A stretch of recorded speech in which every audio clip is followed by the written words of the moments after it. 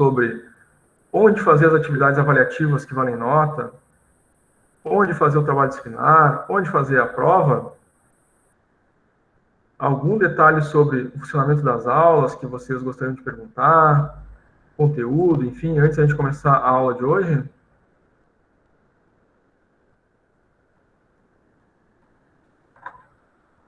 Camila, Daniel, Emanuele já fez as perguntas dela, mas se quiser de novo, né? Gabriele, João, Juliana, Leonardo, Luísa, Maiara, Mário, Nathalie, Rafael, Rebeca, Thalia. Daniel levantou a mão. Pode falar, Daniel.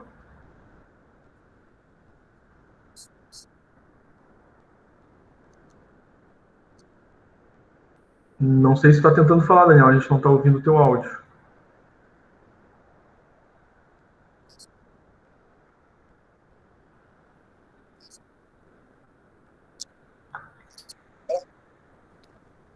Deve estar com algum mau contato com o teu microfone, alguma coisa. Não ouvimos o teu áudio, Daniel. Consegue escutar agora? Agora sim. Eu tô com dúvida ainda sobre o mapa mental. Eu não entendi ainda o que tem que se fazer nele. Tu já assistiu o contrato pedagógico? Eu assisti, mas eu ainda não consegui entender direito. O que exatamente tu não entendeu ali? Puder especificar um pouquinho mais? Pra falar a verdade, eu não entendi nada daquilo ali. Eu assisti meio por cima, pra falar a verdade, mas eu não entendi nem na aula também. O senhor explicou, mas eu tive dificuldade para entender. Tá. Exatamente o que no trabalho tu não entendeu? O conteúdo que é para estar no mapa mental, como fazer a entrega, onde O pesquisar o conteúdo, conteúdo. a base do conteúdo, a entrega eu entendi. Tá. Então, provavelmente como tu assistiu por cima, né, tu não percebeu ali que no trabalho a gente comentou que vocês podem escolher um daqueles assuntos que estão ali para fazer o mapa mental. Tá? Tem lá no trabalho os assuntos. Tu já abriu o trabalho? Sim, o trabalho eu abri. Tu verificou ali que tem alguns temas, alguns assuntos aí que tu pode escolher para fazer o mapa mental? Sim, não, até aí eu entendi, mas Tá. o que que eu teria que fazer? Eu colocar ali o que eu entendi, no caso, de Não, determinado assunto? É isso que eu não entendi. não. O que a gente combinou lá na aula do contrato pedagógico? Vocês vão escolher aquele conteúdo ali, um daqueles, e aquele conteúdo é o conteúdo da disciplina. Está lá na apostila de vocês, né? Inclusive está descrito ali no trabalho disciplinar, se a gente lê com cuidado ali, está dito ali que a gente vai pesquisar esse conteúdo na apostila. A disciplina é a disciplina de Direito e Legislação. E aqueles assuntos ali são os assuntos da disciplina. Onde é que eu vou achar aquele conteúdo? Na apostila, tá? Então, tu escolhe um daqueles conteúdos e vai pesquisar aquele conteúdo na apostila da disciplina e vai montar um mapa mental a partir daquele conteúdo que está lá, tá? Claro, ali tu vai inserir a imagem do mapa mental que tu criou, tá? Tá, entendi, agora eu entendi. Eu não Tranquilo, prestei atenção, acho, direito nessa parte. tranquilo, sem problema, né? Então, até é importante a pergunta do Daniel, porque para algum outro colega também pode não ter ficado claro, né? Ou pode não ter assistido, ouviu também um pouco por cima e não se atentou a essas coisas. Então, obrigado, Daniel, pela pergunta. E repito aqui para todos os outros colegas, né? Se ficaram com alguma dúvida, não olharam muito bem, passou um pouco por cima, pergunta, não fiquem com vergonha de perguntar, porque a pergunta de vocês, né? Vocês se esclarecem, e daqui a pouco ajuda algum outro colega que também, né? Não tinha ficado muito claro ali essa questão aí do trabalho ou de outros aspectos, tá? Obrigado pela pergunta, Daniel. Eu que agradeço. Tranquilo, valeu. Além do Daniel, pessoal, alguém mais?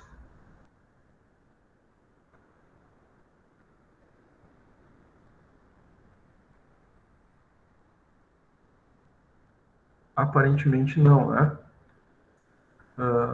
Só para reforçar aí, né? Como o pessoal foi conectando, né?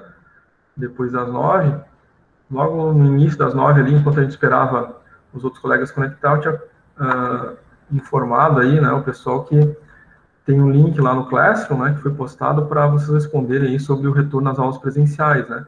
Se alguém não viu o link lá, não percebeu, né, passou batido, vocês têm que responder, tá? Essa pesquisa.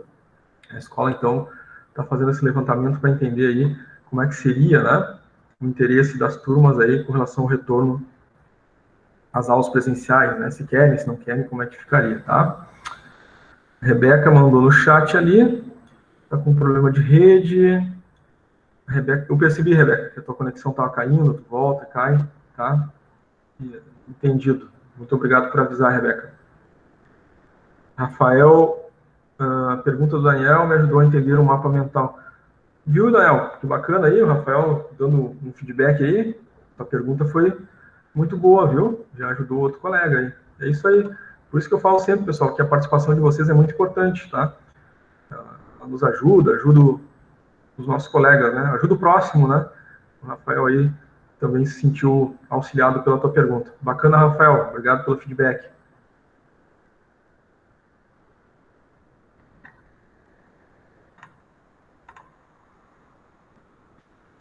Muito bem, gente. Um outro detalhe aqui, né?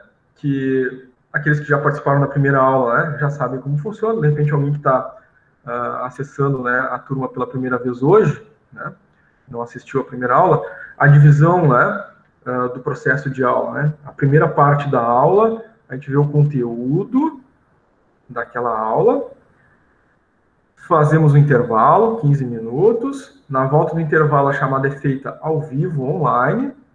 Então, eu abro a chamada, chamo os nomes de vocês respondem a chamada e eu atribuo a presença. Quem não responde, não está conectado, fica com a falta, né? Depois da chamada, aí tem as atividades no Classroom. São atividades de exercício, né? Fazem parte do nosso processo de ensino-aprendizagem, aqui da nossa disciplina, né?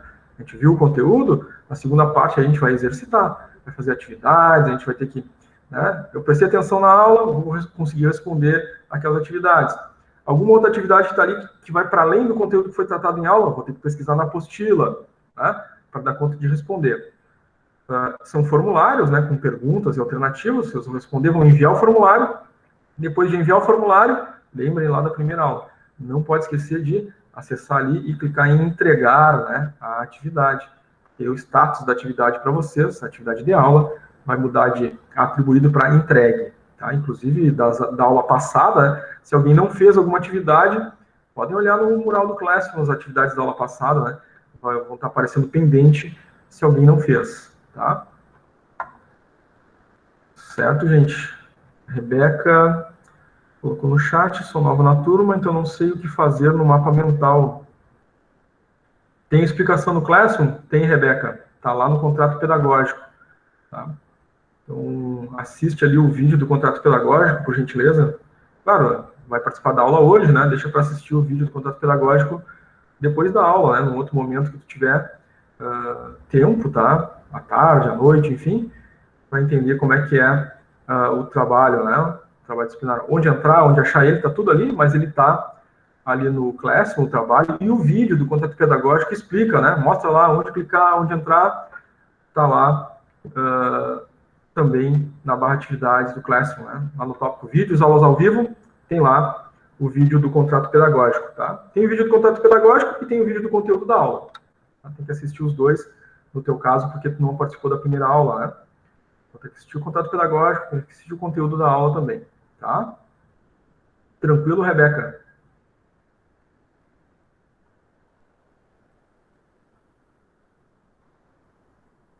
Legal. Como tu não assistiu ainda o contrato pedagógico, talvez até aquilo que a gente comentou em relação ao trabalho, né, com a questão aí que o Daniel trouxe, não tenha ficado muito claro para ti, né, porque não teve essa participação. Então, ao momento que tu assistir lá, vai ficar mais claro, talvez até surjam outras dúvidas, né? E aí, como o trabalho é para entregar lá no dia 12, na próxima aula, dá tempo tranquilo de fazer, né, tuas dúvidas, perguntas também sobre o trabalho, né? Tá, Rebeca? Se tem mais alguém além da Rebeca, né, que não assistiu lá a primeira aula, contato pedagógico, urgentemente, né? Hoje, mais tarde, depois da aula, né?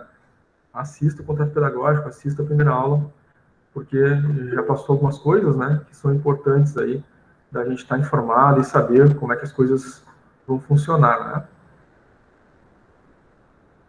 Thalia da Rosa Ribeiro colocou, eu acabei semana passada fazendo atividade 4. Tem problema se eu fizer a atividade 1 hoje. As atividades de aula são para ser feitas no dia da aula, tá? E aí, quando vocês entregam a atividade, ela vai mudar o status de atribuída para devolvido. Então, se eu fiz no dia da aula, vai aparecer devolvido. Aí tem as atividades que, de repente, alguém não fez, né? Que é o caso da Thalia. Tem mais gente, né? Da turma aqui, estou com atividade pendente. Dá para fazer hoje com atraso? Dá. A única mensagem que vai mudar ali vai ser que a atividade da aula foi devolvida com atraso. Tá? Da aula 1. Foi a aula passada. Então, dá para fazer ainda, Thalia, tá? E aí, para não ficar, né, nenhuma dúvida, porque isso é muito comum, principalmente no primeiro ciclo, né? As atividades de aula são exercícios correspondentes ao conteúdo. Essas fazem parte do processo de ensino-aprendizagem, fazem parte da aula. Não é atividade avaliativa. Atividade avaliativa, que vale nota, atividade avaliativa 1, 2, 3 e 4, são lá no Moodle, ead.qi.edu.br. Vale 1 ponto cada uma e os prazos para fazer estão no guia do aluno, tá? Então, faço esse adendo aí novamente para que vocês não deixem passar os prazos, porque os prazos estão lá no guia do aluno e vocês têm que fazer as atividades avaliativas, tá? Muito bem. Então, tratamos nosso calendário, lembramos aí alguns aspectos do contrato pedagógico, que, repito, né, foi muito mais coisa trabalhar no contrato pedagógico, muito mais detalhes, né, e informações. Então, se alguém não assistiu, esqueceu, assiste de novo.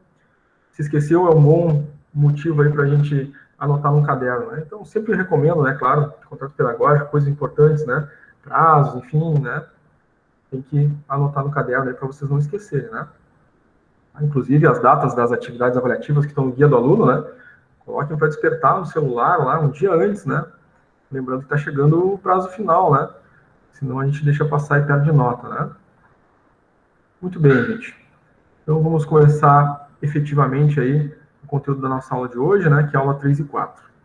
O ideal é que, ao vir assistir uma aula, né, ao vivo, a gente já tenha feito aquilo que diz lá no guia do aluno. Né? Pelo menos uma daquelas coisas que diz assim, ó, semana 2, estudar, ler o conteúdo da aula 3 e 4. Porque vai ser esse conteúdo que a gente vai tratar na aula ao vivo, né? E se vocês fizeram aquilo que diz lá no guia do aluno, né, que era para estudar o conteúdo da aula 3 e 4, vocês já trazem perguntas, né, trazem dúvidas, né, podem participar da aula de uma forma mais ativa, né. Se a gente vai assistir a aula, mas não fez ainda, né, aquela tarefa que dizia lá, que era para ler o conteúdo, né, talvez a gente até não tenha dúvidas, né, porque não leu, enfim, não se inteirou, né, do conteúdo, tá. Então é uma recomendação importante também. Nathalie diz que a conexão dela está ruim também. Obrigado por avisar, Nathalie. Ainda a conexão volta, né? Vamos assistindo aí, depois vai ter atividade no segundo momento da aula. E aí, se der um problema muito grande na tua conexão, aí tu perder algum trecho grande da aula, né? Ela está sendo gravada, depois tu complementa também assistindo, tá? A gravação. Então, vamos lá. O conteúdo da nossa aula de hoje, né? É direito civil e o direito de propriedade, ou direito das coisas, né? Então, iniciamos com o direito civil. O direito civil, ele está presente, né, no nosso chamado Código Civil Brasileiro. Né? É um livro, né, onde se publica as leis, né, do direito civil. Tá? É um livro, enfim, né, muito extenso, em que aborda, né, o direito, elementos do direito do consumidor, do direito do trabalho, elementos também relacionados a direito penal, entre outras coisas, né? Tudo ali no direito civil, né? No Código Civil. Sendo que do Código Civil surgem, né, outros códigos específicos, né, que já estão tratados ali no Código Civil. Por exemplo, o direito do consumidor, tem lá o Código de Defesa do Consumidor. Né? Ele está previsto ali no Código Civil. A CLT, né, Código de Leis Trabalhistas. As leis trabalhistas estão previstas no Código Civil. O Código de Leis Trabalhistas sai dali. Tá? Entre outros códigos e normas, né, estão todos previstos aí no nosso Código Civil. Tá? A gente encontra ele publicamente, né, em PDF no site do Senado Federal. Inclusive, coloquei o link aqui para quem depois quiser, né, baixar o arquivo em PDF do Código Civil. O arquivo, né, dos slides são disponibilizados para vocês depois ali no Classroom, então vocês vão ter acesso a esse link ali, tá? Além, claro, né, de poder entrar pela internet, pelo navegador da internet através desse link, eu já andei pesquisando, né, nas lojas de aplicativos, né, a loja do Android, a loja da Apple, né, para celular, vocês encontram ali aplicativos, né, do Código Civil, bem interessante também, porque aí tem a aba de pesquisa. Aí eu quero pesquisar alguma coisa do direito civil, né, sobre direito de família, né, o direito trabalhista ou outro, eu consigo pesquisar por assunto, é bem bacana, né, os aplicativos ali, inclusive, para quem tem interesse, né, em se aprofundar, é bem bacana. Então, no direito civil, ele vai ali estabelecer os sujeitos, né, e a gente já tem uma boa noção aí, né, do que são esses sujeitos, porque a gente viu lá na primeira aula o direito tributário, né, tinha as figuras dos sujeitos, e a gente vai ver aqui, né, que tem no direito civil uma particularidade que diferencia um pouquinho dos sujeitos lá do direito tributário. O direito civil estabelece as personalidades, né, personalidade jurídica, personalidade civil, e as capacidades também, capacidade civil e capacidade jurídica. E estabelece quais são os fatos e atos jurídicos, né, aqueles que estão previstos em lei, né, portanto, né, estabelecendo os atos que são jurídicos, aqueles que são, né, naturais da lei, aqueles que, de alguma forma, né, estejam contrários, serão chamados os atos ilícitos, tá? Então, nossa principal fonte, né, do direito civil é o Código Civil Brasileiro. Tá? Bom, como a gente falou, né, os ramos do direito civil que a gente encontra no Código Civil, né, como, por exemplo, direito de trabalho, direito do consumidor, o direito comercial, né, o direito de família, entre outros, a gente encontra ali no nosso direito civil, que dá origem, né, a alguns códigos aí que a gente conhece, né, Código de Defesa do Consumidor, né, Código de Leis Trabalhistas, enfim. Tá? Bom, agora a definição, então, dos sujeitos no direito civil. Aqui a gente precisa retroceder um pouquinho, né, para ver a diferença, retroceder um pouquinho lá para o direito tributário que a gente viu na aula passada. Na aula passada, quando a gente falou de direito tributário, a gente viu ali que tinha 3 elementos, né? O fato gerador, o sujeito ativo da relação tributária e o sujeito passivo da relação tributária. Né? Então, o fato gerador, a gente lembra, né? Fez uma compra, por exemplo, é uma ação, né, que gera troca de capitais, é uma relação comercial, vai gerar necessidade da cobrança de um imposto. Isso é um fato gerador. Mas o que importa aqui, né, é diferenciar o sujeito ativo e passivo da relação tributária em relação ao direito civil. Na relação lá, sujeito ativo e passivo da relação tributária, o único, né, elemento, né, do nosso Estado Democrático de Direito, né, que a gente já viu que são 3, né, que são os indivíduos, o povo, né, as empresas, as organizações e o Estado, né, município, Estado e União, desses 3, o único que pode ser sujeito ativo da relação tributária é o Estado. Só ele pode instituir e cobrar impostos, né, e sancionar, enfim, né, algum tipo de colocar algum tipo de sanção para quem não paga imposto. Então, o único que pode ser sujeito ativo lá no direito tributário é o Estado, né, a União, Estados e municípios. Os outros indivíduos, cidadão e organizações, empresas, só podem ser sujeito passivo na relação tributária, ou seja, eles devem um imposto, né? Eles devem pagar esse imposto, por isso é o sujeito ativo, passivo da relação tributária. O sujeito ativo é quem pode instituir e cobrar os impostos e impor sanções a quem não paga imposto, lá no direito tributário. No Código Civil, muda um pouquinho, né, esse contexto de sujeito ativo e passivo, né, no Código Civil. Tá? Então, no Código Civil, né, pode ser tanto sujeito ativo quanto sujeito passivo do Código Civil, tanto a pessoa jurídica quanto a pessoa física. Né? Os dois podem ser tanto sujeito ativo quanto sujeito passivo. E a gente viu que esses dois aqui, né, pessoa física e pessoa jurídica, só podiam ser sujeito passivo lá no tributário. No civil, não. No civil pode ser tanto ativo quanto passivo. Ou seja, ele pode deter tanto direitos quanto deveres.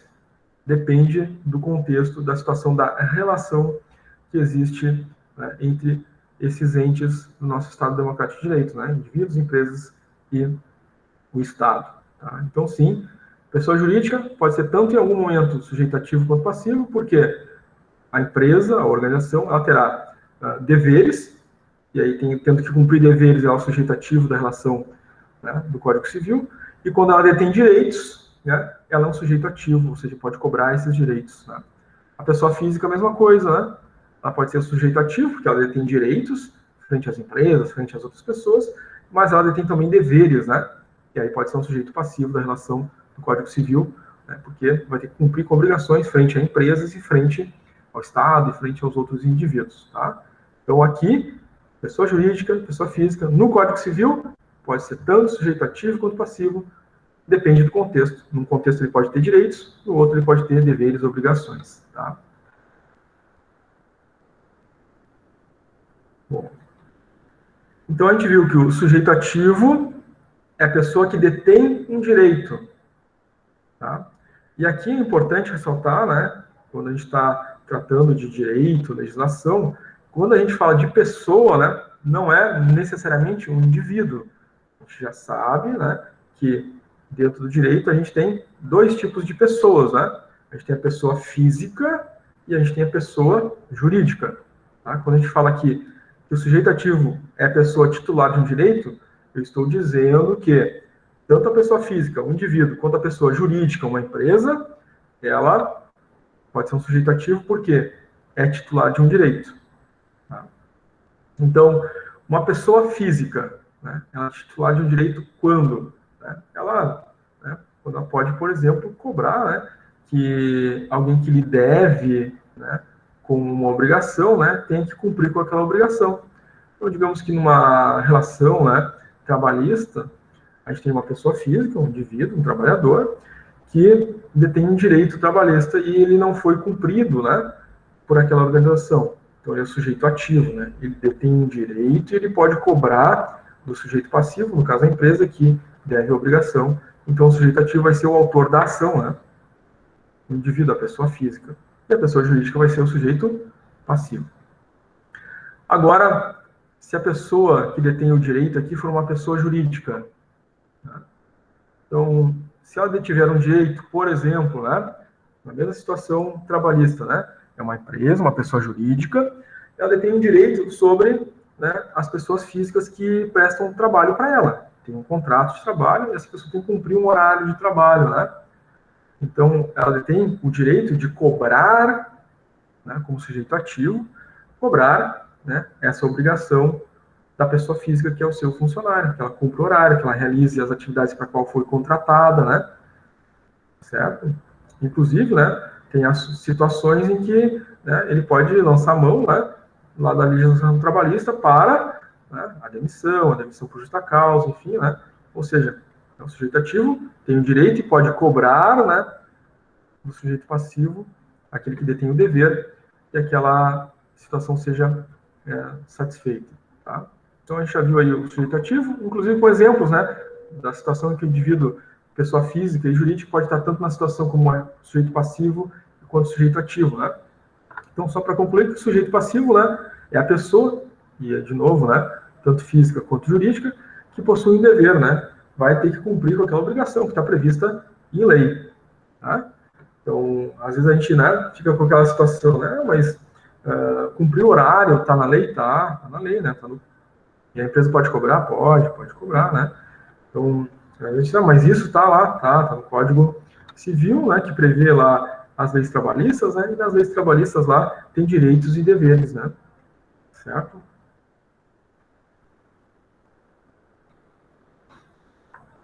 Sujeitos do direito. Bom, aí, né, acredito que ficou claro aí, né, mas é importante a gente trazer aí alguns exemplos, né, de pessoa física e pessoa jurídica, tá? Então, pessoa física, né, de forma geral, já no início da nossa aula aqui, a gente já entendeu, né, que a pessoa física é um indivíduo, né, uma pessoa, né, indivíduo, e aí a lei precisa ser óbvia, né, ela tem que ser, tem que estar escrito na lei, né, as obviedades.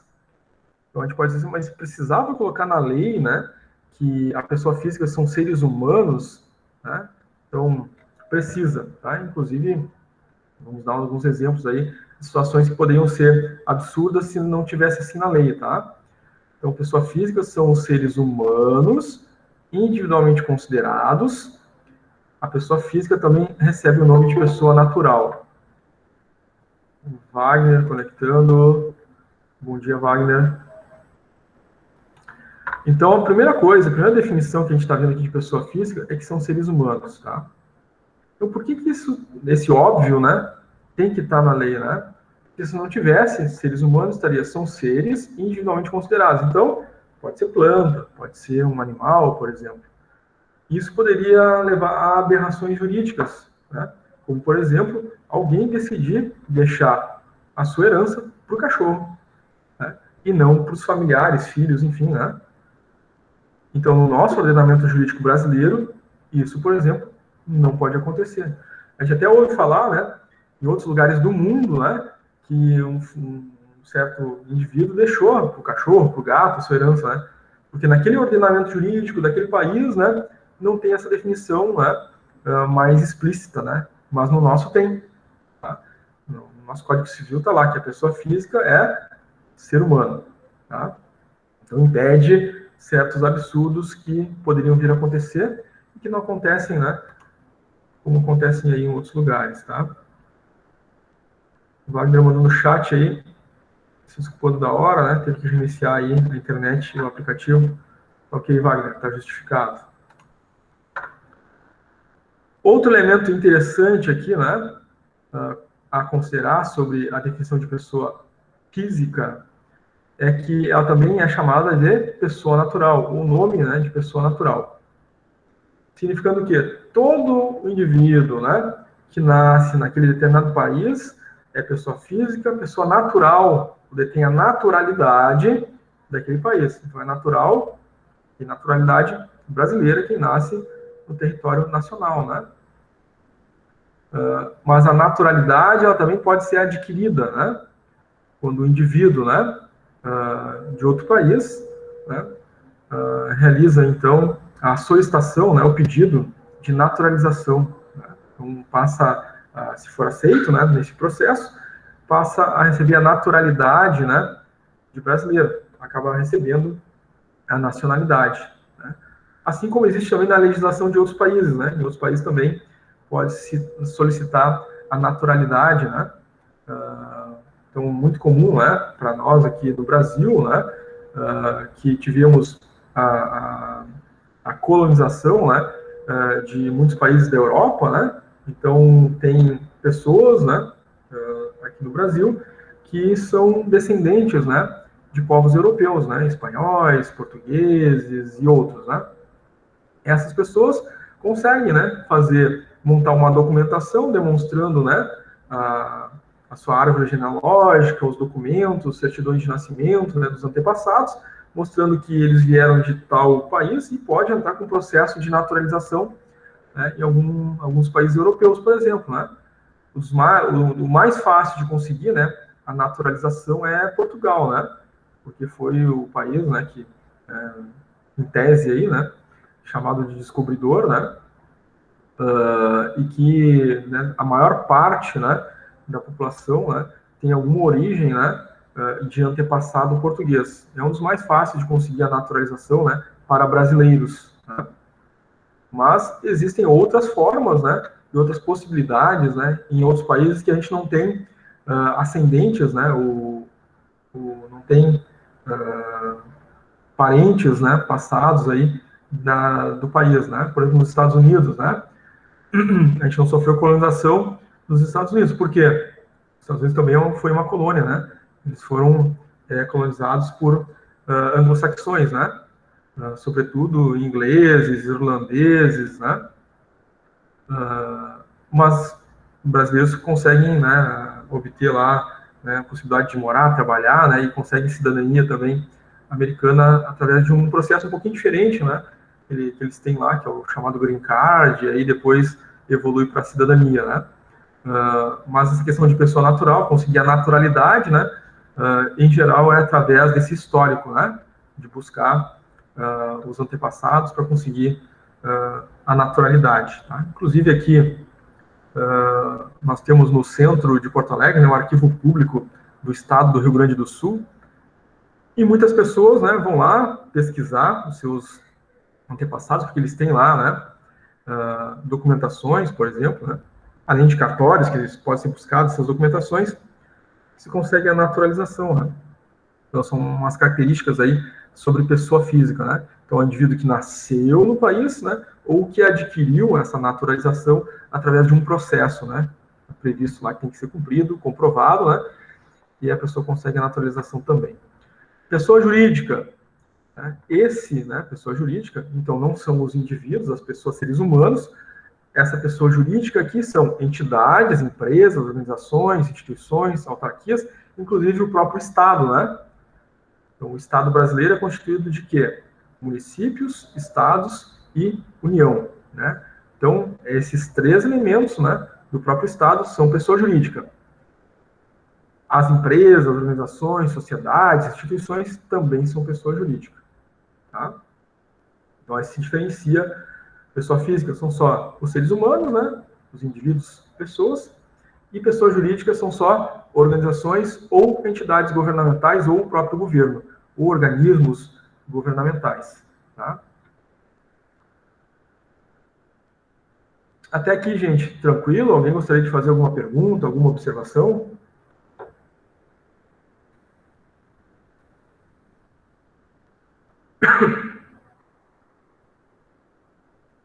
Tá tranquilo para todo mundo?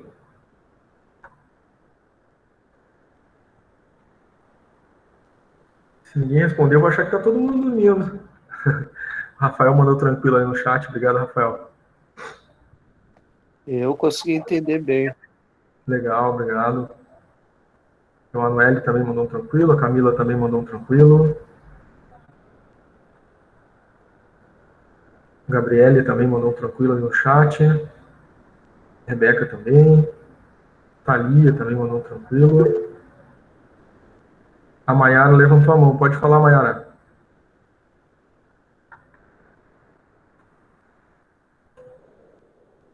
Clicou no levantar a mão ali sem querer ou eu queria realmente falar alguma coisa? Às vezes é sem querer, né?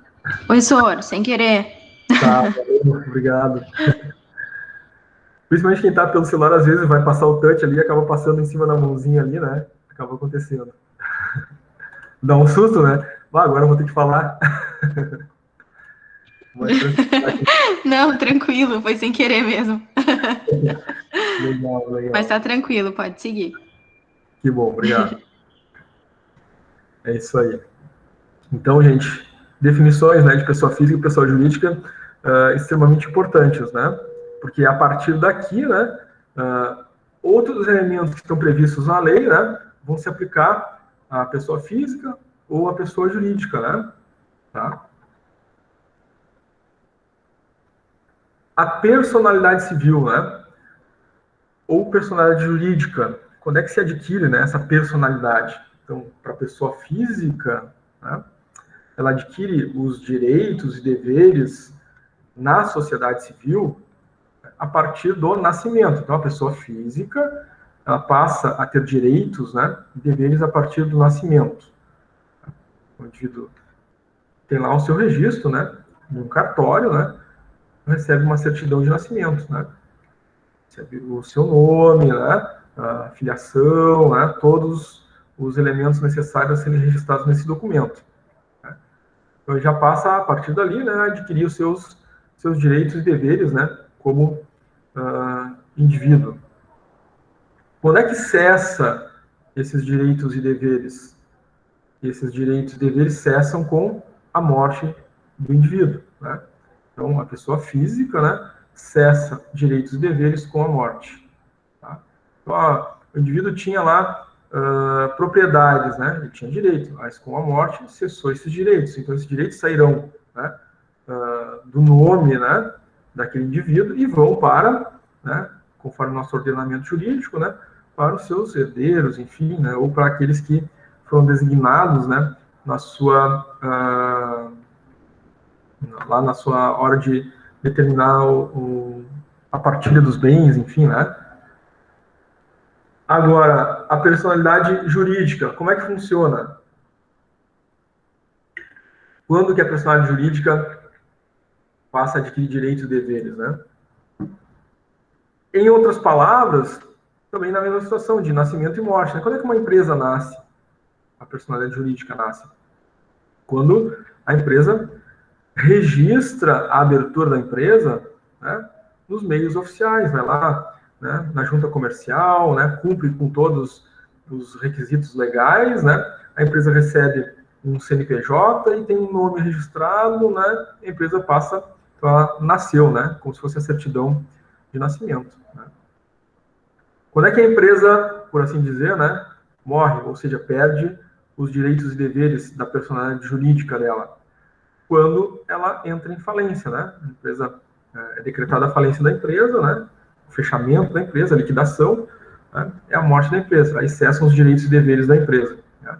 Geralmente, quando entra em falência, o que acontece, né? Aqueles bens, né? Aquilo que a empresa tinha, né?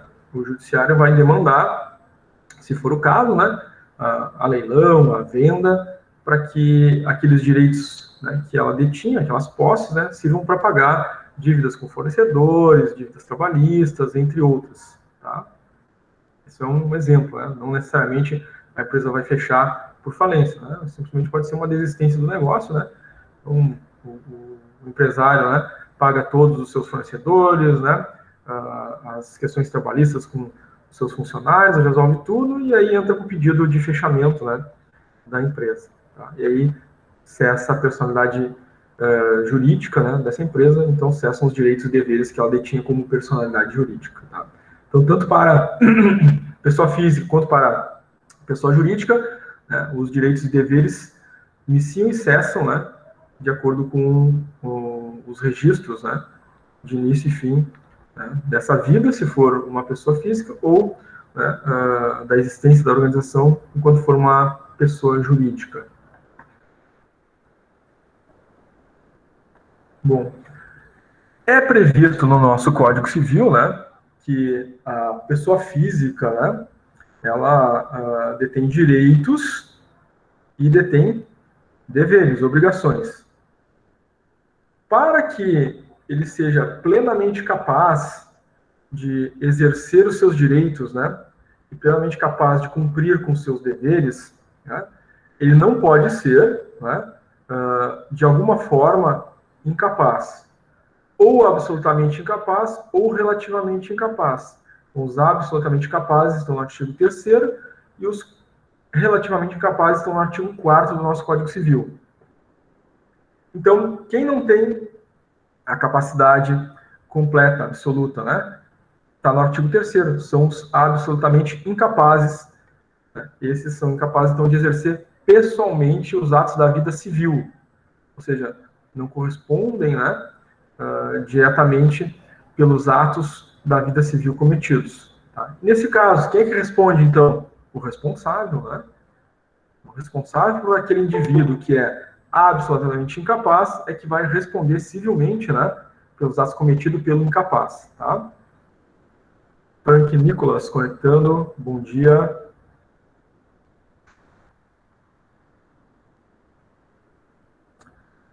Então, gente, quem são, né? Quem figura na lei, nesse artigo 3º, como absolutamente incapaz? A primeira linha, né, são os menores de 16 anos. Então, os menores de 16 são considerados pela lei, pelo nosso Código Civil, como absolutamente incapazes. Tá? Então, uma falta cometida contra a lei, né, por um menor de 16 anos, quem vai responder por ele? Os pais. Na falta dos pais, os avós, né? Ou então, aqueles que fizerem, né, o papel de tutores, né, legais daquele jovem, né, menor de 16 anos. Eles vão responder civilmente, né? Responder, inclusive, podendo, né, responder penalmente, né, sendo aprisionados, né, a depender do tipo de crime cometido, né, pelo menor de 16, tá? Pode acontecer? Pode, né? Então, o menor de 16 não pode ir para o presídio central, por exemplo, né, mas pode ir para um regime, né, de reclusão próprio para jovens. E o responsável legal dele pode ser preso? Pode. Esse pode ir para o presídio central, né? Dependendo daquilo que for determinado pelo juiz, né? Porque está previsto, né, no Código Civil que assim se procede. Tá? Então, se o juiz determinar, né, que o jovem vai ser retido numa instituição juvenil, e pode também, né, por consequência, né, determinar que, né, o maior responsável, né, esse pode sofrer sanções de até reclusão, né, ou então prestar serviços, né, sociais, enfim, né, a fim de ser responsabilizado por esse menor, pelos atos desse menor, tá? Na linha 2, né, quem também é considerado absolutamente incapaz, ou seja, né, vai responder o responsável, né, o responsável vai responder pelos atos deste, são os que detêm algum tipo de enfermidade mental ou deficiência mental, tá? E portanto, não tem o devido discernimento, né, para a prática dos atos. Claro que isso, né, é obtido, né, essa definição, né, não por achar que, né, ou porque parece que, mas por um laudo médico, né, determinando que aquele indivíduo tem aquela enfermidade mental, tem aquela deficiência mental, e portanto tem essas limitações que o tornam absolutamente incapaz. E aí quem vai responder por ele será aquele que legalmente é responsável, né, pelo indivíduo. Tá? Na linha 3, aqueles que tiverem de forma transitória, né, incapacitados aí de exprimir a sua vontade, são considerados absolutamente incapazes para os atos da vida civil. Então, o indivíduo, por exemplo, que está hospitalizado, né, e que de alguma forma está incomunicável, né, um indivíduo em coma, por exemplo, né, ele pode se recuperar daquele coma, então ele está numa situação transitória, né, mas não pode exprimir a sua vontade.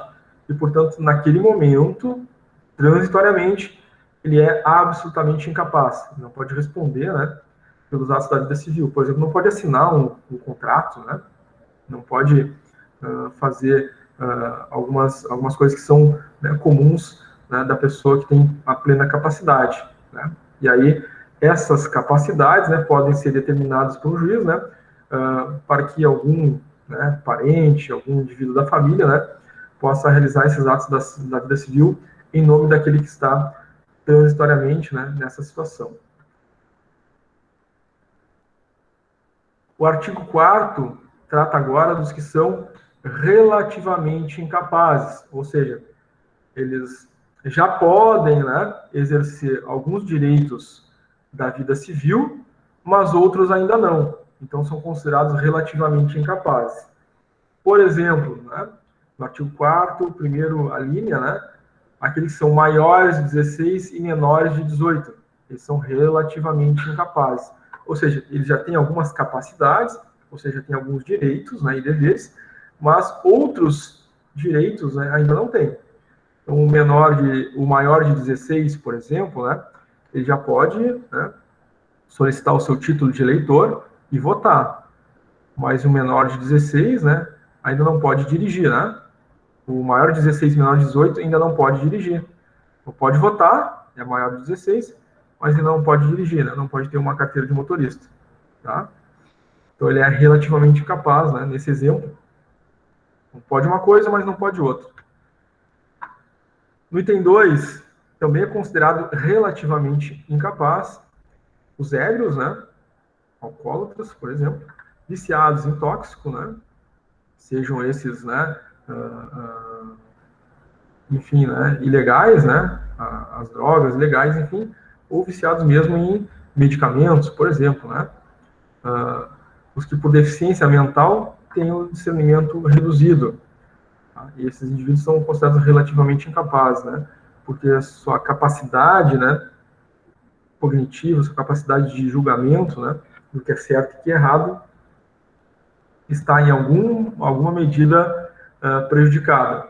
Tá? Então, isso pode ser uma situação que levará eles, né, a terem algum tipo de tratamento, né, proveniente da justiça, né, em alguma decisão de algum ato que tenha sido cometido contra a lei.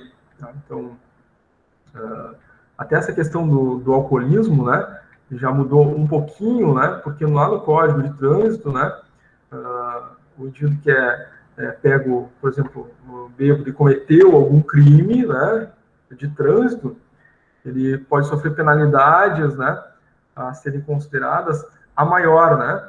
Antes, esse indivíduo, né, às vezes respondia um processo, né, mas dificilmente, né, ficava preso ou ficava preso por muito tempo, né, poucos meses, né, alguns dias. Né. Agora não, né, o indivíduo que está alcoolizado e comete um crime no trânsito, né, e se esse crime levar a óbito de alguém, né, ele responde por um crime doloso, ou seja, com a intenção de realizar aquele crime, né. Então é relativo aqui, né, se ele está ébrio, né, alcoólico, está dirigindo, por exemplo, né, e não cometeu nenhum crime, né, contra a vida, né, ele vai responder por um processo civil, né, mas não é aprisionado, né. Então é relativo nesse sentido, mas se cometer um crime contra a vida, aí é um crime doloso. Então aí ele vai responder de uma forma plena, tá? No item 4, no item 3, melhor dizendo, né, os excepcionais, aqueles que não têm desenvolvimento mental, né, o desenvolvimento físico, né, o cérebro, enfim, não se desenvolveu completamente, né, ou tem um desenvolvimento deficitário, tá? Esses são considerados relativamente incapazes. Inclusive, né, algumas atividades profissionais, né, eles não podem realizar, né? Então, se o indivíduo tem alguma limitação, né, de ordem mental que leve a algum prejuízo, né, de visão, prejuízo motor, né, de movimentos, limitação de movimentos, enfim, não pode, por exemplo, né, operar um guindaste, né, porque poderia causar um acidente, né, e levar a prejuízos, né, para a sociedade e a vida das pessoas, né. Então fica, né, vedado, né, que os indivíduos que têm esse tipo de limitação possam exercer algumas profissões, tá? Então, são relativamente incapazes, né? Não vão responder, né, pelos seus atos se acontecer um acidente, porque está dito em lei, né? Eles são relativamente incapazes aqui. Os pródigos, né? Aqueles que já estão no chamado ocaso da vida, no final da vida, né? E que estão numa fase já de senilidade, né? Já são senis, ou seja, não tem muita clareza, né, da realidade objetiva, né, e começam a dispensar os seus bens, né, distribuir os bens, dilapidar os seus bens, né, distribuir eles de forma aleatória, né, sem considerar os direitos, né, dos seus herdeiros. Tá? E esses são considerados relativamente incapazes, o que leva muitas vezes, né, a alguns processos em que, né, os familiares, né, entram com ação, né, para que ele seja considerado, de fato, relativamente incapaz e os direitos da vida civil dele sejam limitados e as decisões sobre o que fazer, né, com os bens da família passem ao administrador legalmente constituído pelo juiz. Pode ser um terceiro, né, ou pode ser um familiar, né, que vai administrar esses bens em nome do indivíduo. Tá? Bom, a gente viu ali, né, que tem aquela figura dos absolutamente incapazes, que são menores de 16, relativamente incapazes dos que estão entre 16 e 18 anos, já podem votar, mas não podem ter carteira de habitação, por exemplo, né? Mas existe uma figura legal chamada emancipação. Né? Então, os responsáveis legais, né, os pais, né, a partir dos 16 anos, né, se tiver 16 anos completos, já pode ser solicitada a emancipação dele. Tá? E aí, a partir dos 16, concedida a emancipação pelo judiciário, ele passa a responder plenamente, né, sobre seus atos perante o Código Civil. Então, com 16 anos, ele não podia casar, né? Não podia ir lá no cartório assinar, né, e casar. Agora foi emancipado, pode. Não podia tirar a carteira de habitação, foi emancipado, pode. Não podia sair do país, né, porque não podia sair sem passaporte, sem um maior responsável. Agora, 16 anos, pode solicitar o passaporte, pode sair do país sozinho, né? Porque já é emancipado, né? Não precisa ser acompanhado por um maior ou ter autorização judicial solicitada pelo maior, né, emitida para que ele possa fazer a viagem. Pode ir livremente, né? Como um adulto, né? Com o seu passaporte e seus documentos, né? Então, emancipação nesse sentido, tá? E acaba adquirindo, né, o pleno dos seus direitos, né, frente ao Código Civil. É claro que, né, acaba adquirindo também o pleno dos deveres, né? Então, menor de 18 anos, né, iria para uma instituição juvenil, caso cometesse um crime penal, né, previsto no Código Penal. Agora, quando é emancipado aos 16, se cometer uma falta, né, um crime contra o Código Penal, vai para o presídio central, né, porque já é emancipado, né? Salvo, é claro, né, outras decisões aí do Poder Judiciário, mas o previsto em lei é isso, né? Emancipou, já responde plenamente, né, tanto com relação aos direitos, quanto com relação aos deveres. Bom, vamos falar agora dos objetos do direito, porque a gente adentra, né, também em relação ao direito de propriedade. Então, para a gente entender ali, né, o direito de propriedade, a gente precisa entender primeiro quais são os objetos, né, do direito, em que o indivíduo pode deter a posse ou pode deter a propriedade. Tá? Então, o objeto de direito são os bens os quais o indivíduo tem direito, tem uma obrigação, né, uma norma, um procedimento, uma relação jurídica que existe entre as pessoas, tá? Então, a gente tem ali como bens, os bens materiais e os bens imateriais. Os bens imateriais são aqueles físicos, né? É o computador que foi comprado, o celular, o terreno, a casa, o apartamento, né? O móvel, né? Esses são bens materiais. Então, são objetos, né? Em que existe uma relação jurídica, né? Por exemplo, houve uma compra e uma venda. Então, existiu, né, uma relação entre uma pessoa física e uma pessoa jurídica, por exemplo, né? Então, ele tinha um direito e tinha um dever, né? A partir do momento que eu tenho, né, esse objeto e ele foi, né, pilamente pago, né, ele é de minha propriedade, né?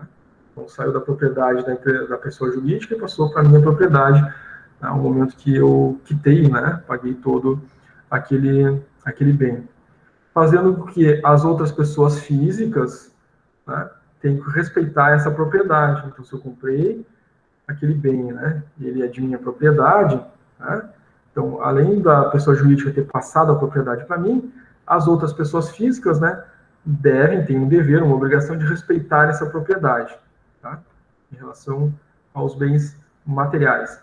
E em relação aos bens imateriais, se aplica a mesma regra, né? As outras pessoas, tanto físicas quanto jurídicas, né, precisam respeitar, ou seja, tem uma obrigação, um dever em relação a mim que detenho aquela propriedade daquele bem imaterial. Então, um livro, né, o autor do livro detém a propriedade imaterial daquele livro. Foi ele que criou aquela história, escreveu aquele livro. Quem criou uma música, criou um filme, uma série, né? Alguém que criou uma marca, né? Isso é um bem imaterial, né? E detém o direito, né, o criador, né, dessa marca, desse filme, dessa série, dessa música, desse livro, tá? E os outros sujeitos, né, do direito, outras pessoas físicas, né, e outras pessoas jurídicas, têm dever e obrigação de respeitar essa propriedade, tá?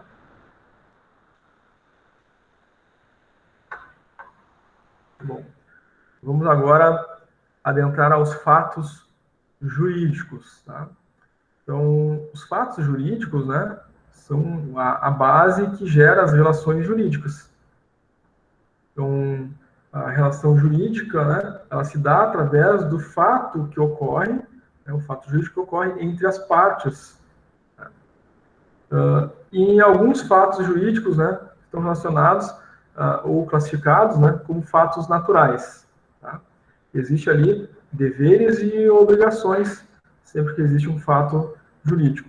O fato natural, da mesma forma, né? Os fatos naturais, embora eles sejam alheios à vontade direta das pessoas, né? Eles ocorrem por ação da natureza, haverá ali, nesse fato natural, né, direitos e deveres. Tá? Então, o exemplo aí de uma inundação, né?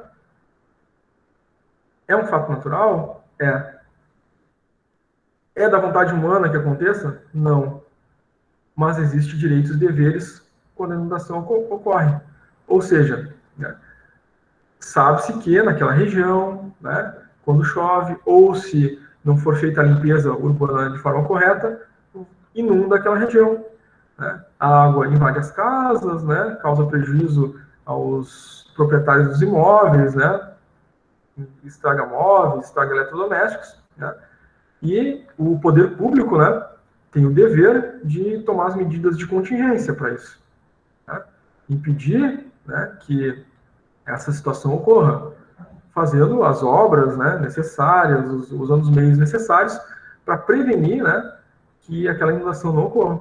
E, então, tem um direito, os cidadãos têm o direito de que o Estado faça as medidas necessárias para que a inundação não ocorra, né, e o Estado tem o dever de cumprir, né, com isso. Então, mesmo de um fato natural, decorre daí direitos e deveres. Então, tem um fato jurídico aí, tá? Também é fato jurídico os atos humanos. Então, diferente dos fatos naturais, né, que são provenientes da natureza, né, os atos humanos, né, dependem da vontade direta do indivíduo, do ser humano. Tá? E os atos humanos, se dividem nos atos jurídicos e mistos. Basicamente, um ato humano considerado ato jurídico é aquele que é realizado conforme a lei. Né? Então, está cumprindo a lei, está fazendo contrato, enfim, né? Está fazendo as coisas como previsto na lei. Está cometendo um ato humano jurídico. Né? Agora, tem os atos ilícitos, realizados pela vontade humana. É um ato humano contrário à lei vigente. Né? Então, desrespeitar os direitos de outras pessoas físicas, né, e de outras pessoas jurídicas é um ato ilícito, né, certo? E esses direitos e deveres estão aonde? Previstos na lei, né, no nosso Código Civil, tá? Até aqui, gente, alguma pergunta? Vocês gostariam de fazer alguma observação, trazer alguma dúvida?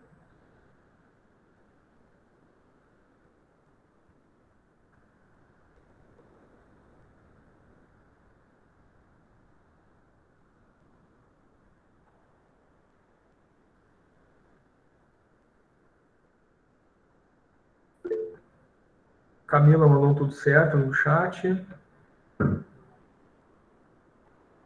Emanuele mandou tudo tranquilo. O Rafael mandou ali um de boa. Gabriele também mandou tudo certo. Wagner, tudo ok. Legal, gente. A Rebeca também mandou tudo certo. Legal, Rebeca. A qualquer momento, tá? Se quiserem fazer uma participação, vocês podem habilitar o microfone, fazer ao vivo, né? Ou pelo chat também, tá? O Daniel também mandou tudo certo. Mário levantou a mão, pode falar, Mário.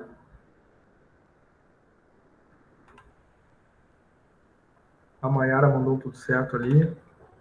O Mário levantou a mão sem querer, Mário. Passou o touch do celular no ícone do levantar a mão sem querer ou quer falar mesmo?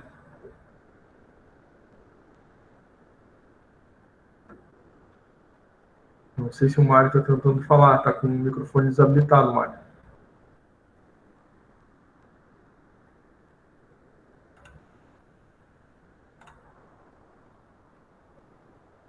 O Mário não está se manifestando, acredito que tenha sido sem querer, talvez. Tá? Se tiver com algum problema no teu microfone, não está conseguindo, o teu áudio não está saindo aqui, pode mandar pelo chat também, tá? Ou habilita, né, o microfone. Certo, Mário?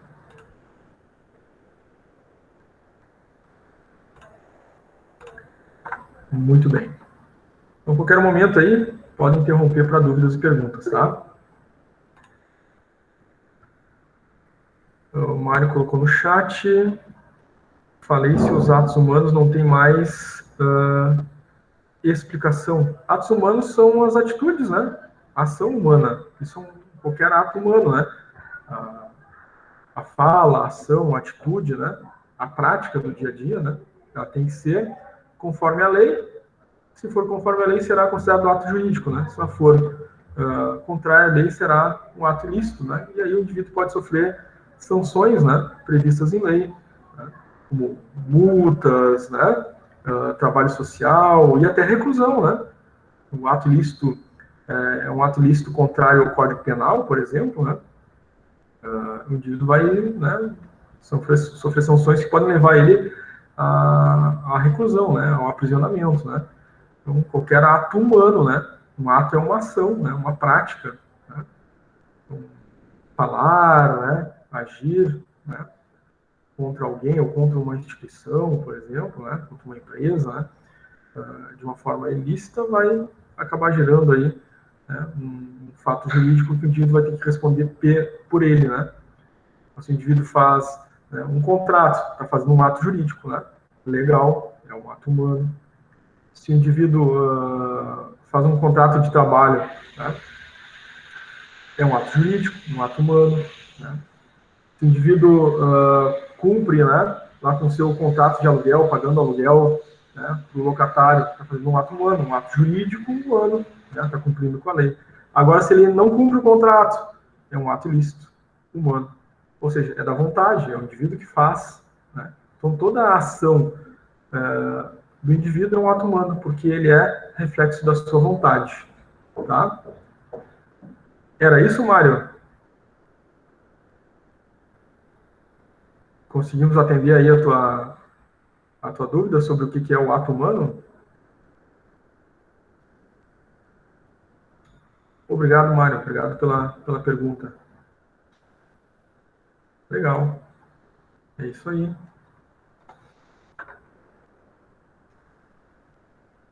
Muito bem. Então, nessa questão ainda do ato jurídico, né? Além da questão, né, da vontade, né? Para que ele seja um ato jurídico, ato humano, é preciso, né, que ele tenha algumas outras características para ele ser considerado um ato válido. Um ato jurídico válido precisa de um agente capaz, ou seja, uma pessoa física ou jurídica, né, que esteja realizando, né, aquela situação em plena capacidade, né? Então, quem que não pode ser considerado um agente capaz? Está previsto no artigo 3º e no artigo 4º que a gente viu antes, né? São os relativamente incapazes e os absolutamente incapazes. Esses, né, o ato cometido por eles não terá validade jurídica. Então, absolutamente incapaz, menor de 16, estava lá no artigo 3º que a gente viu. Então, ele não pode assinar um contrato de aluguel, por exemplo, né, porque ele é um agente incapaz, né? Então, para que o ato jurídico seja válido, precisa de um agente capaz. Tá? Então, esse é um exemplo. Para que o ato jurídico seja válido, além do agente capaz, o objeto do ato jurídico tem que ser lícito. Tá? Então, esse ato jurídico, né, deve estar fundamentado no direito, na lei. Então, no contrato, por exemplo, né, eu não posso ter, né, alguma cláusula do contrato que seja ilícita, contrária àquilo que diz na lei. Né? Certo? Então, um contrato de trabalho. E aí, lá no contrato de trabalho, diz que o indivíduo vai receber um salário, metade do salário mínimo. Vai trabalhar 44 horas por semana. É objeto ilícito, né? Porque aqui que está na lei, né? Nosso Código de Leis Trabalhistas, né? Que o indivíduo tem que receber, né, salário mínimo pelo seu trabalho, né? Pelas 44 horas semanais, enfim, deve receber um salário mínimo mensal. Está lá previsto em lei. Então, é objeto ilícito, né? Não tem validade esse contrato, né? E, portanto, se não é um ato jurídico, né, em algum momento, né, demandado judiciário, né, esse erro terá que ser corrigido. Para que seja considerado ato jurídico válido, além do agente capaz, além do objeto lícito, precisa também cumprir com a forma prescrita ou não defesa em lei. Tá? Então, esse ato jurídico é válido se ele obedecer à forma jurídica estabelecida na lei, ou então, né, que não esteja proibido pela lei. Então, é um ato jurídico válido se não estiver proibido pela lei. Tá? Então, novas tecnologias, né, coisas novas, inovação que está surgindo, por exemplo, né, que gera, né, uma situação nova, né, na relação trabalhista, na relação comercial, né? Então, ela não está prevista em lei, ela ainda não é, né, considerada ilícita, né, porque não estava prevista em lei, tá? Por exemplo, quando surgiu os aplicativos, né, como Uber, Cabify, 99Pop, entre outros, né? E aí existia a figura ali do motorista, né, de aplicativo, que realizava um trabalho, né? Ele estava conectado a uma empresa que presta esse serviço e ele é um prestador de serviço para aquela empresa. E esse transporte urbano, né, de motorista individual não estava previsto na lei. Mas, quando surgiu, não pôde ser considerado como um ato jurídico inválido. Por quê? Estava lá, né? Tinha um agente capaz, né? Ninguém estava cometendo ilicitude, né? E não estava previsto na lei que era proibido, né? Ser motorista, prestar serviço de motorista não profissional, tá?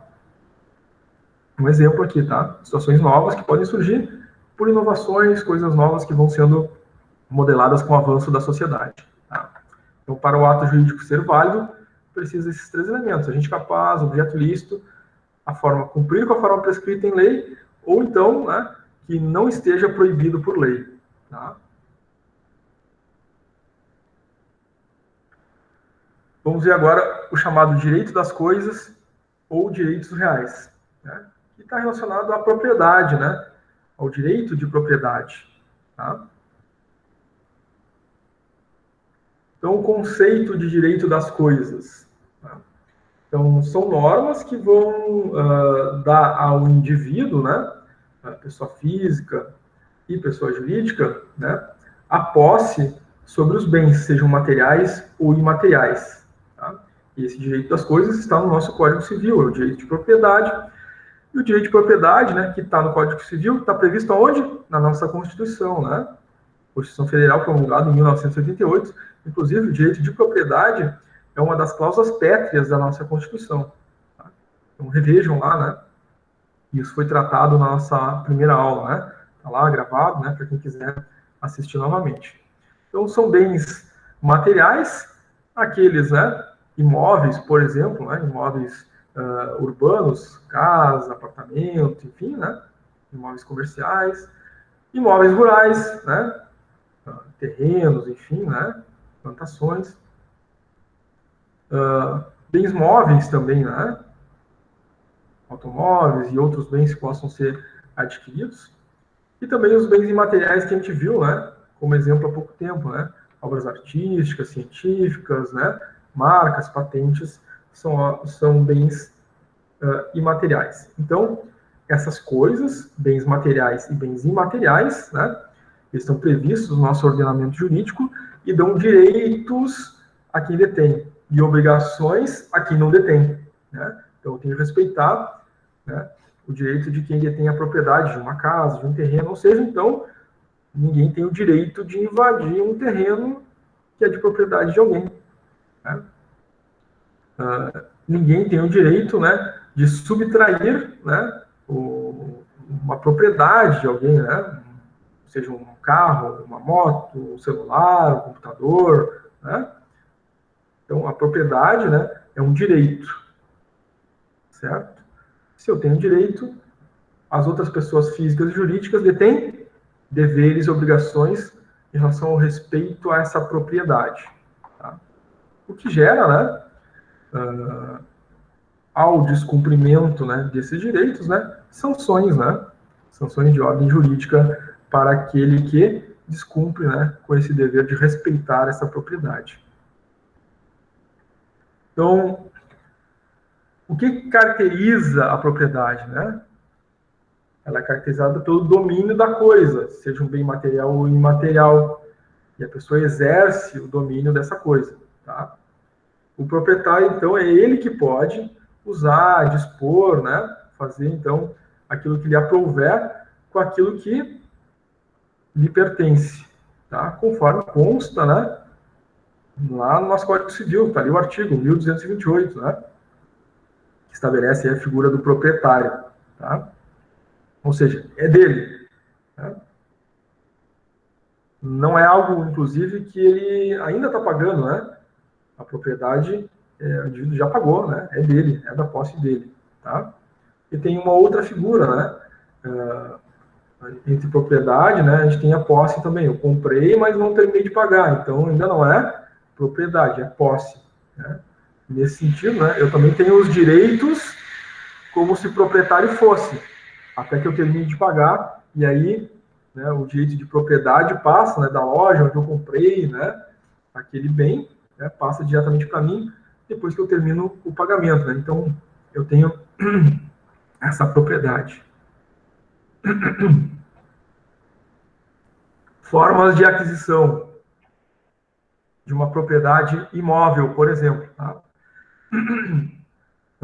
Através do registro do título, né, feito no registro de imóveis. Então, o indivíduo adquiriu um imóvel, né, ele vai necessariamente, né, ter que passar a propriedade do vendedor para o comprador. Isso é feito através do registro de imóveis, né, os cartórios de registro de imóveis nas cidades, tá?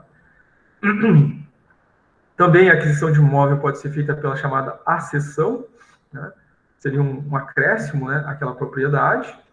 Então, foi feito aquele acréscimo e aquele acréscimo faz parte, então, do meu imóvel, da minha propriedade. Então, é por accessão, né? Por acréscimo ali. Pelo chamado uso capião, essa seria a posse mansa, né? Ou seja, o indivíduo, né, foi cedido a ele, né, aquele espaço de livre e espontânea vontade pelo proprietário, né? O indivíduo passou a morar ali, né? Ele não paga aluguel, aquilo foi cedido para ele. Às vezes ele explora, né, aquele imóvel, uma propriedade rural, ele planta, ele vive daquele espaço, né? E aí, então, é concedido, né, a esse indivíduo a propriedade definitiva, né, pelo chamado uso capião. Claro que tem que entrar com um processo, né, jurídico em relação a isso, né, para comprovar que aquele imóvel tinha sido cedido, ele faz uso por muitos anos, né, sem qualquer tipo de compensação financeira, né, não é um aluguel que está sendo pago ao dono, por exemplo, tá? E outra forma de aquisição de imóvel é pelo direito hereditário, né? Então, como a gente viu, né, cessa, né, a personalidade civil quando há a morte do indivíduo, né? E os bens que ele detinha, né, eles passam a ser de propriedade dos herdeiros. Então, a sucessão, né, pela herança, né, é uma forma de aquisição do imóvel, né? O indivíduo passou a ser proprietário daquele imóvel pelo direito hereditário. Está previsto no nosso Código Civil também, artigo 1784. Um outro elemento, né, que leva à aquisição do imóvel, a depender do tipo de comunhão de bens, né, é o casamento, né? Então, ao realizar o ato de casamento no cartório, né, os indivíduos vão lá, né, e fazem a certidão de casamento. Ao lavrar a certidão de casamento, há uma definição da forma de comunhão. Qual é o regime de comunhão? Tá? Então, se no momento de realizar, né, a certidão de casamento, os indivíduos definem, né, que será uma comunhão total de bens, vai significar que, se o indivíduo tinha um apartamento e o outro tinha um terreno, ao realizar o casamento pela comunhão total de bens, os dois passam a ter a posse dos dois imóveis. Então, quem detinha um passa a ter dois, né? E o outro que detinha um passa a ter dois também. Então, é dos dois, né, os dois imóveis, né? Então, ele passa a deixar de ter um só dono e passa a ter dois donos, né? Se for regime de comunhão parcial de bens, aí um detinha um apartamento e o outro detinha uma casa, por exemplo, ao realizar o casamento, né, se lavra na certidão de casamento, que é pelo regime parcial de bens, vai significar que aqueles bens que foram adquiridos antes da união permanecem, né, como propriedade somente daquele indivíduo, tá? Mas, tudo aquilo que aqueles indivíduos construírem a partir, né, daquela certidão de casamento para o regime parcial será de propriedade dos dois. Tá? Então, um regime é tudo que tinha antes e tudo que terá depois será dos dois. Será a comunhão total de bens. A comunhão parcial de bens, tudo que tinha antes, né, é das individualidades, né, não é dos dois. E tudo que será construído, né, após essa união pelo regime parcial, né, será de posse, né, será de propriedade dos dois. Tá? Pessoal, aqui sobre as formas de aquisição, tranquilo? Já conheciam todas essas formas aí? Alguém que ia casar desistiu agora, não quer compartilhar os bens?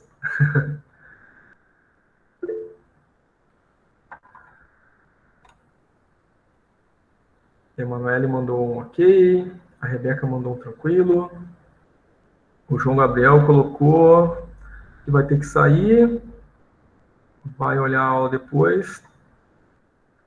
O Daniel colocou tudo certo, a Gabriele também mandou tudo certo. Legal, gente. A Nathalie ainda quer casar. Tranquilo, Nathalie. Só se tu casar com regime de comunhão total de bens, né? Todas as tuas posses, né, serão também da outra parte. Tá? Legal, gente. Daqui a pouquinho, né? Falta alguns elementos ainda para fechar o conteúdo da aula de hoje. Daqui a pouquinho a gente já vai fazer um intervalo, né? Depois do intervalo chamado, depois da chamada atividades para fazer ali no Classroom, tá? Atividades de aula.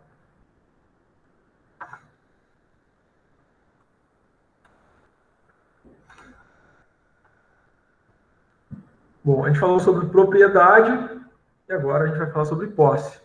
Ela é um pouquinho diferente, né, da propriedade, porque na propriedade o indivíduo já, né, é dono, né, ele já pagou tudo e aquele, né, imóvel, por exemplo, aquela casa já é dele, né.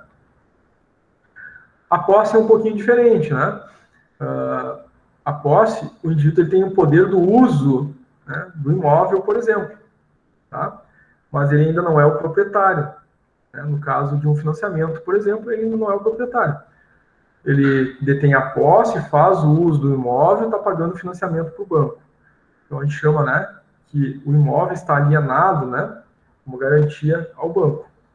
Se eu parar de pagar o financiamento, né, se eu desistir, né, o imóvel não é meu, eu não sou proprietário, é do banco.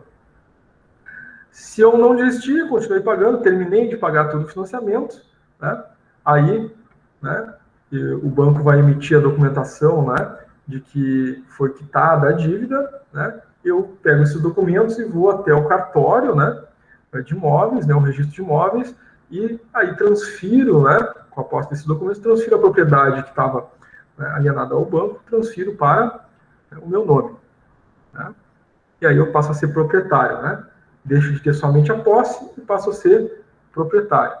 E aí sim eu posso vender e dispor do imóvel, né, a pleno. Tá? Uma outra situação de posse é o aluguel. Aí o indivíduo nunca será proprietário, né? Ele detém temporariamente a posse do imóvel através do aluguel, né? Então o proprietário cede temporariamente a posse do imóvel ao locatário. Isso previsto, claro, em contrato, né? Então, enquanto eu estou, né, na vigência do contrato, eu tenho o poder de utilizar aquele imóvel, né, para moradia, enfim, né. Cessado o contrato, né, eu deixo de ter a posse do imóvel, tenho que desocupar aquele imóvel, né, e o proprietário pode ceder essa posse a outro locatário, tá? Então, tem aí dois exemplos, né, de posse. Um que eu tenho a posse e posso virar proprietário, por exemplo, né, no financiamento de um imóvel, de uma casa, né? E outra situação em que eu tenho a posse temporária porque eu sou locatário, estou alugando, né? E essa posse é temporária, né? Ela finaliza, termina após a cessão do contrato de aluguel, tá? Então, nós temos algumas classificações de posse, tá? A gente tem a chamada posse direta, em que o possuidor, né? Ele que detém a posse, ele se encontra diretamente com o bem, utiliza o bem, né? Que é o caso de quem está fazendo o financiamento ou quem está alugando, né? Naquele momento, ele está ocupando o imóvel, né? Ele ainda, no caso de quem está financiando ainda não é dono, mas ele tem a posse, ele está ali ocupando o espaço, né? No caso do locatário, ele não vai deter propriedade, porque é locador, mas no momento que ele está na vigência do contrato e ocupando o imóvel, ele tem a posse direta do imóvel. E nós temos também a figura, né, da posse indireta, né? Aquela que é exercida pelo proprietário que transferiu a posse, tá? Então, o locatário, por exemplo, no caso do aluguel, ele detém a posse direta, ele tem o uso do imóvel, né? Mas o proprietário permanece tendo uma posse indireta, né? Ele é dono, é proprietário, ele tem uma posse indireta, né? Que ele vai ceder sempre que fizer o aluguel, por exemplo. Dentro dessa característica de posse direta e indireta, né, nós temos também a chamada posse justa, tá? Que é aquela que não é resultante de um uso ilícito, por exemplo, de um imóvel, né? Então, se ela é proveniente de um contrato, né, de aluguel ou um contrato de financiamento, o indivíduo vai ter, né, a posse direta justa, tá? O proprietário sendo dono, né, ele vai ter a posse indireta justa, porque está tudo previsto em lei, tudo previsto em contrato, né? Mas existirá a figura da posse injusta, que é aquela que não é prevista em lei, né? É ilícita, né? É contrária à lei, tá?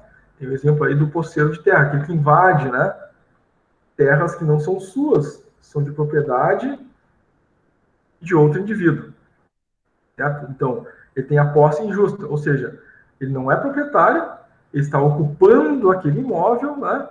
E essa ocupação, ela não é proveniente de uma posse justa prevista no contrato de aluguel, por exemplo. Ele adentrou aquele terreno, e tem um proprietário, e ele não está pagando aluguel, não tem um contrato que estabeleça, né, uma posse direta. E essa é chamada, então, de posse injusta.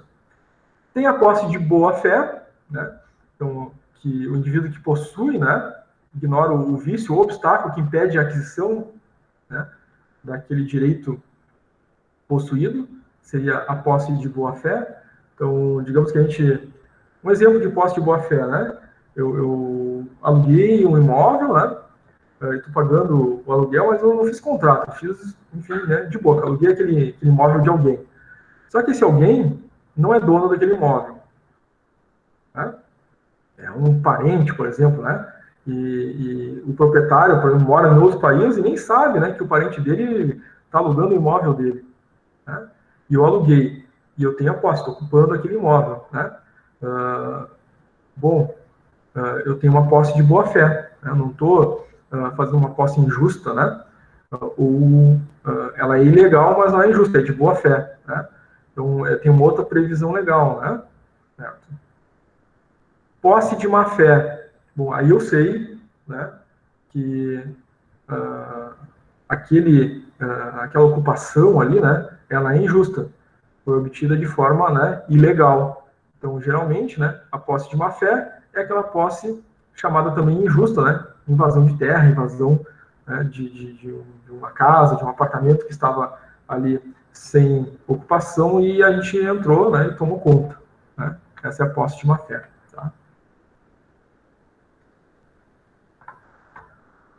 Em termos, né, de propriedade, nós temos essas outras duas figuras aí que são importantes, que é o penhor e a hipoteca, tá? Tanto o penhor como a hipoteca, né, o devedor, aquela pessoa, né, que tem uma dívida, né, ela oferece àquele que tem o direito de cobrar aquela dívida uma garantia, tá? No caso do penhor, né, o indivíduo oferece bens móveis, né, como garantia de pagamento. Então, eu tenho uma dívida, né? Eu tenho que pagar um valor lá dessa dívida e eu não tenho dinheiro. Então, eu vou lá e penhoro, né? Bens de valor, né? Bens móveis, como joias, por exemplo, né? Um anel de ouro, uma aliança, né, de diamantes, enfim, não sei. E aí, vou lá, penhoro em nome daquela dívida, ou seja, para custear aquela dívida, tá? Se a dívida não é paga em valor financeiro, né, esse bem penhorado pode ir a leilão para fazer jus ao pagamento daquele valor devido, tá? Então, a Caixa Econômica Federal, né, tem agências de penhora, por exemplo, né? Aqui no centro de Porto Alegre tem uma agência de penhora da Caixa Econômica Federal. O indivíduo pode ir lá e penhorar algum bem de valor. Tá? Em geral, são prata, ouro, né? Joias, né? Enfim, que são penhoradas, tá? Que são aceitas. O indivíduo tem que apresentar documentação, enfim, né? De propriedade para poder penhorar, né? Pode penhorar coisa que não tenha propriedade, né? E a figura da hipoteca, né? E aí o que é dado de garantia é o próprio imóvel. Né? Isso é muito comum no financiamento da casa, né? Então, a gente vai fazer o financiamento para aquisição de uma casa própria, né? O que fica de garantia se o indivíduo não pagar aquilo que ele deve no financiamento? O próprio imóvel, né? Então, o imóvel fica hipotecado, né? Alienado à agência financiadora, né? O agente financiador, né? Que é o banco. Tá? Então, temos duas figuras aí. No penhor, né, é dado como garantia, então, bens móveis, e na hipoteca é dado como garantia os bens imóveis. Dentro do direito das obrigações, né, que é o dever de cumprir com aquilo que diz a lei, né, cumprir com os nossos deveres, obrigações em relação aos direitos dos outros, né, as outras pessoas físicas ou pessoas jurídicas, nós temos chamados direitos reais e obrigacionais. Tá? O direito real é aquele que o indivíduo detém, né, um direito para si. Então, tem direito a uma propriedade, eu tenho direito real. E existem os direitos obrigacionais, ou seja, né, aquele indivíduo que tem o direito de exigir, né, que a outra parte cumpra com aquele dever. Então, são os dois, né, direito real, eu detenho o direito sobre a coisa, né, e o direito obrigacional, eu posso demandar do judiciário que esse direito seja obrigado, né, seja obrigado a ser cumprido. Tá? O direito das obrigações se divide, né, em obrigação de dar ou restituir, obrigação de fazer e a obrigação de não fazer. A gente vai ver um exemplo aí, né, de cada um. Então, na obrigação de dar ou restituir, né, se refere à obrigação de entregar alguma coisa. Exemplo, relação comercial. Eu fui ali até uma loja ou comprei pela internet. Né, comprei lá um celular, tá? Comprei um celular pela internet. Essa relação comercial, né, ela vai se referir à obrigação, então, de entregar alguma coisa. Isso está previsto no direito das obrigações, né? Então, ao realizar essa compra, né, a loja, ou seja, a pessoa jurídica, tem uma obrigação em relação à pessoa física, que é a entrega do bem adquirido, a entrega da coisa. Tá? Existe também, no direito das obrigações, a obrigação de fazer. Isso está relacionado, agora não uma relação comercial de compra de bens, né, mas a prestação de serviços. Tá? Então, eu contratei uma prestação de serviço, né? Comprei um ar-condicionado na loja, e aí liguei lá para um prestador de serviço, né? Uma empresa que presta serviço de instalação de ar-condicionado. E aí, né, ao fazer a contratação, né, enfim, né, foi emitida, enfim, a nota fiscal, né, tem todas as documentações que comprovam, né, enfim, essa relação de aquisição da prestação de serviço, aquela empresa fica obrigada a realizar, né, aquela instalação, tem a obrigação de fazer, né, mediante o pagamento que foi feito para a prestação do serviço. Então, tem a obrigação de fazer, relação à prestação do serviço, obrigação de dar, entregar, restituir, quando é uma coisa, né, que foi adquirida, um bem material. Também existe a figura da obrigação de não fazer dentro do direito das obrigações. Tá? O indivíduo pode se abster, né, de revelar, por exemplo, o segredo de uma empresa em que ele trabalhou para outra empresa. Então, o indivíduo foi contratado. Então, a gente precisa que tu revele aqui os segredos industriais da empresa que tu trabalhou anteriormente. Né? Então, isso está no nosso direito das obrigações. O indivíduo tem a obrigação de não fazer. Né? Ou seja, ele não pode, né, revelar segredos, né, para outro concorrente. Né? Isso está previsto em lei. Né?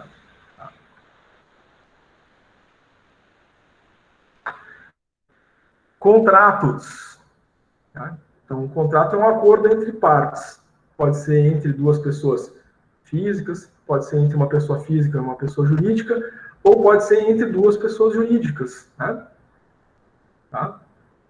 E também, né, fica muito claro, né, que os contratos, né, eles vão ter força de lei, né, quando eles são lícitos, né, e não contrariam aquilo que está dito na lei, né, porque está previsto no nosso Código Civil, né, a existência dos contratos. Então, o contrato tem que ser cumprido, né, como se lei fosse, tá? Desde que ele não seja contrário ao Código Civil, à Constituição, aquilo que está previsto em lei. Se tiver normas, cláusulas que sejam contrárias à lei no contrato, ele deixa de ter aquela validade, né? Tá? Então, o contrato é um acordo entre partes, tá? E que vão trazer direitos e obrigações para as partes que estão previstas naquele contrato, tá? Então, ele faz papel de lei entre as partes, tá? E descumprido, né, aquilo que está previsto no contrato, né, foi deixado de cumprir com uma obrigação, foi deixado de dar o direito a quem estava previsto no contrato. Isso pode ser demandado legalmente, né? O indivíduo lá pode ter que fazer, ou ser obrigado a fazer o que está no contrato, ter que pagar multas, enfim, né? Sofrer alguma condenação, alguma sanção, porque descumpriu com o contrato, tá? Bom, para que o contrato, então, tenha validade, tá?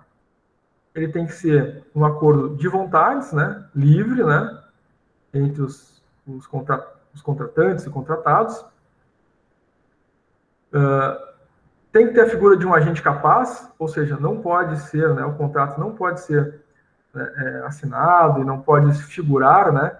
Como pessoa física ou pessoa jurídica no contrato, aqueles agentes incapazes que a gente viu, né?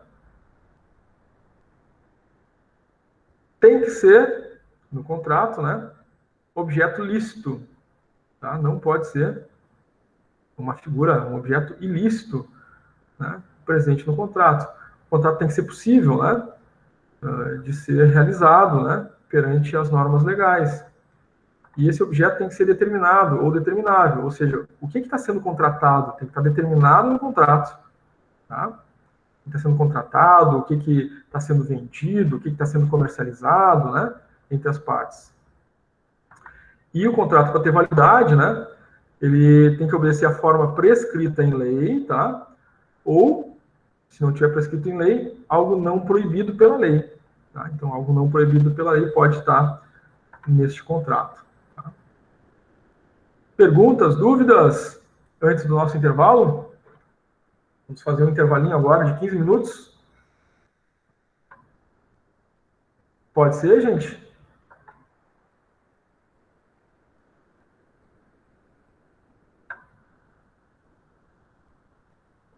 Não havendo dúvidas e perguntas, né? A gente faz um intervalinho agora, são 10h50, a gente volta às 11h05, então.